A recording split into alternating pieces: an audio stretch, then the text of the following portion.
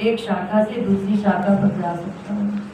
शाखा से शाखा पर जाई पर जो भी कार्य हुए, नागी सिंधु हाटकपुर जा रहा और आगे जा समुद्र को लांगा, स्वर्ण की लंका जलाई, निशिचर गण बधी, राक्षसों के समूह को मारा, विपिन उजाड़ा, अशोक वाटिका का वन उजाड़ा।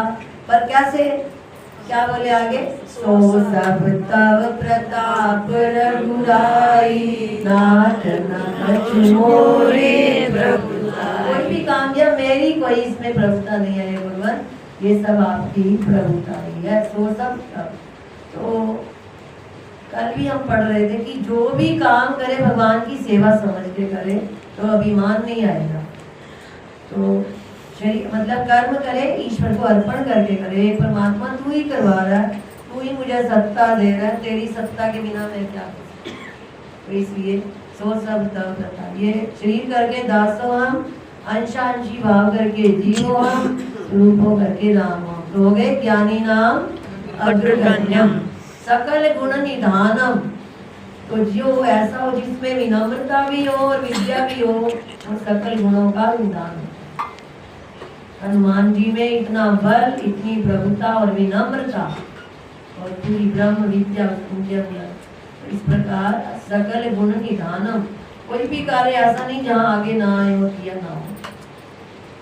राम जी के मुख से निकलने की देर और सहज में ही थोड़े ही समय में कर दिया। तो सकल गुण निधानम, वानरा नाम अधीशम, वानरों के अधीश्वर, मुखिया सेनापति, रघुपति प्रिय भक्तम, सबसे बड़ा भगवान राम के प्रिय भक्त, और वात जातम, वायु पुत्र भी है। तो ऐसे ऐसे मैं उनको नमामि, नमस्कार करता हूँ। इस श्लोकार्थ याद रखना आज के इस दिन पे।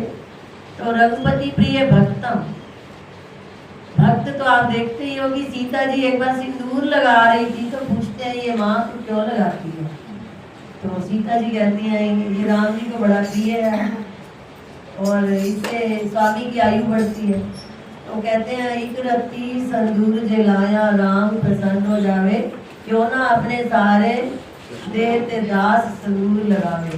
तो ऐसा कह के उन्होंने सारे ही शरीर पे संदूर लगाया। ये नहीं देखा कि मुझे कोई क्या कहेगा, कि मेरे भगवान को जो चीज प्रिय है मैं वो क्यों ना करूं। तो ये होता है भक्त, रघुपति प्रिय भक्त। वात जातम, वायु पुत्र क्यों कहते हैं हनुमान जी को, कहते हैं जैसे राम जी के सारे ये सभी भाई खीर से उत्पन्न हुए, अग्नि ने खीर दी और वो बांटी गई इस प्रकार से। तो जब कैकेयी को खीर दी गई तो उसका कुछ भाग चील ले गई। तो कैकेयी बहुत उदास हो गई तो कौशल्या ने उसे और दी। तो वो जो खीर ले गई थी, वायु देवता चले ऐसे कि वहां पर अंजना माता तपस्या कर रही थी। तो वायु देवता की प्रेरणा से वो अंजना माता के पास पहुंच गई और अंजना माता ने भी वही खीर खाई। तो इसलिए कहते हैं इनकी भी उत्पत्ति, इसलिए कहते हैं वायु पुत्र वात जातम, अंजनी पुत्र पवन सुत नामा। उधर से उनके पिता केसरी नंदन भी है, वो भी आता है। तो हनुमान चालीसा में सारा स्पष्ट है ये बात, ये अंजनी पुत्र पवन सुत नामा। तो वात जातम नमामि। श्लोक दोबारा बोलिए। अतुलित बल धामं हेम शैलाब्देहं, धनुज वन कृशानं, ज्ञानि नाम दृढन्यं, सटल गुण निधानं, वनरानामधीशं, रघुपति प्रिय भक्तं, वात जातं नमामि। रघुपति प्रिय भक्तं, वात जातं नमामि। तो आज के दिन हम श्री हनुमान जी से यही प्रार्थना करते हैं कि श्री गिरी माँ जी की कृपा हम सब पर बनी रहे।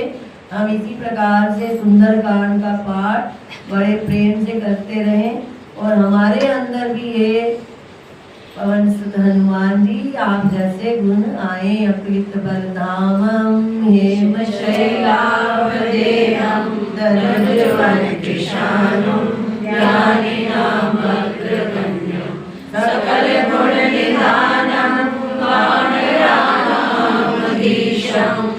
रघुपति प्रिय भक्तं वात जातं नमामि। बोल पवन सुत हनुमान की जय।